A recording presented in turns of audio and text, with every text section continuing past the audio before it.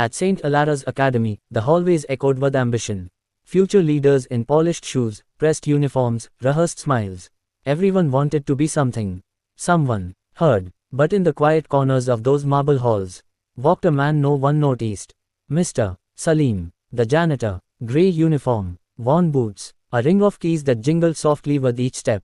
He never interrupted, never asked questions. He simply was. Students laughed behind his back.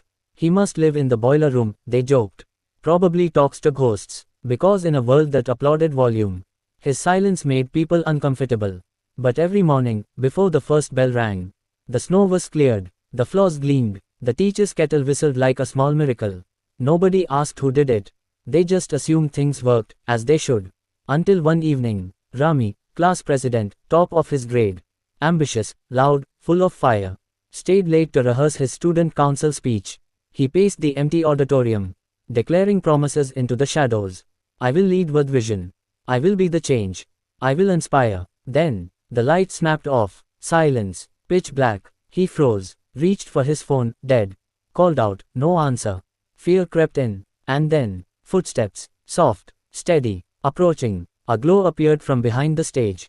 A narrow beam of light cut through the dark. Mr. Salim. He raised his flashlight gently. Lost? He asked, like he already knew. Rami nodded, awkwardly. No lecture, no judgment. The old man simply reached to a small panel on the wall, one no one ever noticed. Pulled out a key from his ring. And turned it. Click. The lights buzzed back to life. Rami stared. How do you have a key to that? Mr. Salim smiled, barely. Because I built this wing, 25 years ago. The words hit like thunder in a quiet room. You built it. I was a civil engineer, he said simply. Designed schools, bridges, hospitals. Retired early. Came back here to work quietly. Rami blinked. But why, janitor? Mr. Salim looked around the room. The clean floors, the silent stage, the structure he helped create. Because I like seeing things work, he said.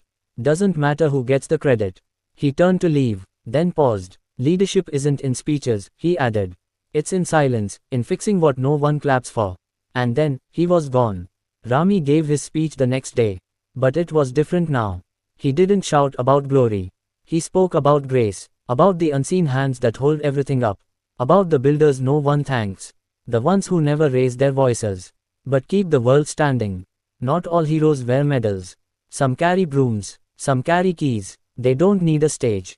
They built it. So remember this, let your success be quiet.